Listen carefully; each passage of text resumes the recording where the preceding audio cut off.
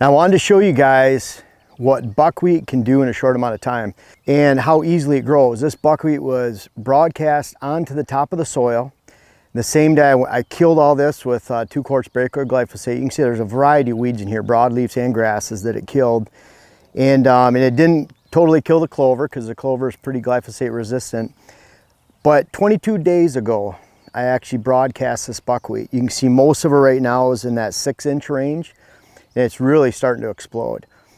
Now, what I like about buckwheat, there's a few things about buckwheat that we're planting so we can improve the soil this year, eliminate weeds, and then also set up our fall plantings. So I call it the ultimate no-till system. And the buckwheat really is the only crop that I've found that I can do this with, where we're specifically using the buckwheat to smother the weeds, something that I can throw on the ground, no-till, don't have to use heavy planting equipment. I mean, again, I work with clients all over the country with their food plots. You guys know that, I've talked about before. But there's a lot of people out there that just can't afford a tractor. They can't afford a drill. They can't afford an expensive crimper or whatever roller or whatever type of ag-related, tractor-related equipment that's needed to plant in a lot of different ways. And if you have that, that's great. I'm not trying to downplay that, but this food plot system and the way you can plant this no-till, I expect you to plant it without heavy equipment. If you had heavy equipment, probably don't need to plant this way unless you just want to save some time, which is also a factor too. The no-till buckwheat is a great system because you can throw it on top of the soil, just like we've done here. You can see all the buckwheat, all these light colored tops is all buckwheat behind me. And you can throw it on top of the soil. You don't need to work it into the soil.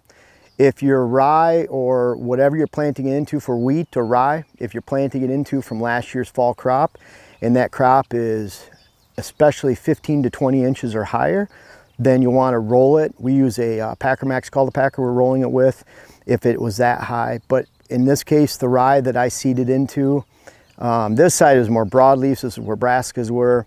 That side was grass over there. So it's 10 to 12 inches high of rye. We killed it.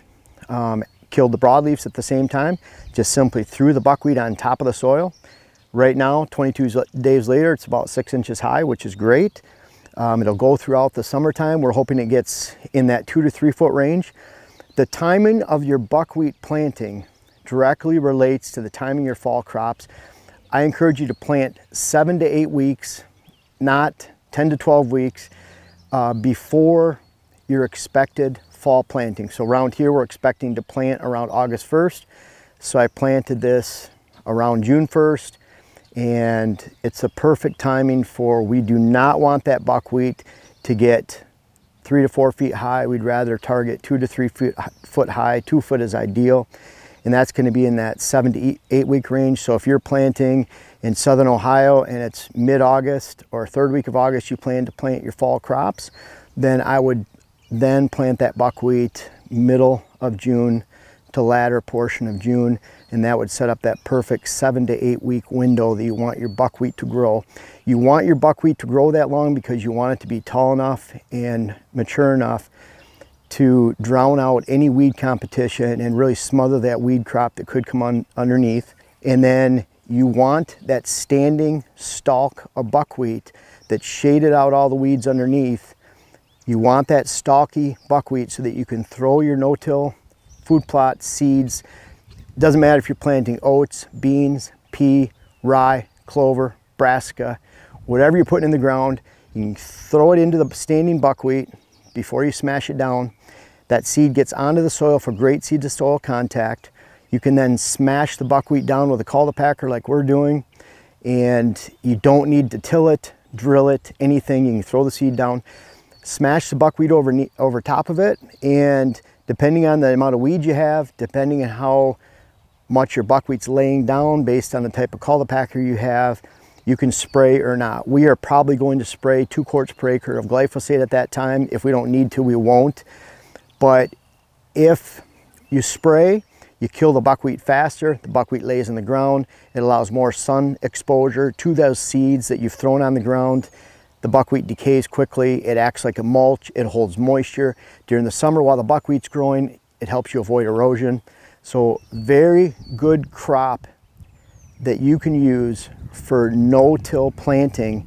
And really, there's not really another option that you could use. You could use soybeans, and I say another option, maybe another good option. Soybeans are an option. You can actually, you know, I talk about no-till soybeans. I have an article. If you just type in no-till soybeans for whitetails, you get that article pop up from 2014 right on top, and you can see how you can, you know, get soybeans to grow in standing rye or wheat in the springtime, and you're mowing, call the packing that wheat or rye over down the seed. The problem with soybeans is right now we can look, I do see that a buckwheat plant or two has been nipped in this area, but I don't see a lot. And that's a good thing. We don't want the deer to eat this buckwheat. I know we're going to have some browsing pressure here, and I'm hoping that it doesn't invite a bunch of does and fawns to this property during the summertime. I don't think so, because they have alfalfa and soybeans in this direction, all directions. And so that's a much higher attractive crop. That's why we're using buckwheats. Soybeans, not a bad option in some locations, but most locations will get eaten to the ground during the summer, especially with small food plots that we're using. We're planting 2 acres, 2.5 acres here. We're planting 3 acres on the other property over here. We're planting 1.5 acres on another property. So really small food plots, and without the complement of the soybeans growing right next door, meaning like just over there 50 yards or 100 yards, they have to go several hundred yards to get to it, then those soybeans in this location would be annihilated. So we're counting on the buckwheat this year. We're counting on it for holding soil, making sure it doesn't erode. We're counting on it for smothering weeds. We're counting on it for improving the soil, especially with the root system, and then this dying, dead and decaying stalk on top once we roll it down. And then we're also counting on it a fourth way, and really important way, so that we can throw our fall seed blends into the standing buckwheat and then smother it, crush it, roll it, and use that decaying mulch that has aided the ground in several different ways for erosion, fertility levels, and then also serving to set up for that great no-till fall planting. It can aid in mulch. It's conserving moisture within the soil. We don't have to till it, disc it, drill it, use any of that expensive machinery. So I get people in comments, they'll say, well, why don't you do it this way or that way? Again, think back to, I'm trying to teach folks in this system that we're using this year, that I developed in the early 2000s, pioneered, perfected, used over and over again with different crops, how folks can plant without using, you know, $15,000 drill, a $40,000 tractor, several $1,000 crimper, whatever it might be.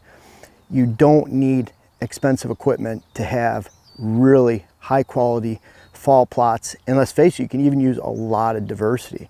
So, you know, again, beans, peas, oats, rye, wheat, clover, brassica blends, including tillage radish, chicory.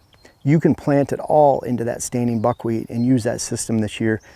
You can maximize your fall plantings, diminish your summer plantings while improving the soil, protecting the soil, and this is a great way to do it. We're really happy with the buckwheat, how well it's doing. Follow the progression throughout the summertime. We'll bring it often to you, and I hope this makes sense to you. I look forward to your comments below. Look forward to answering those comments and the discussion within. Thank you very much for subscribing to this channel.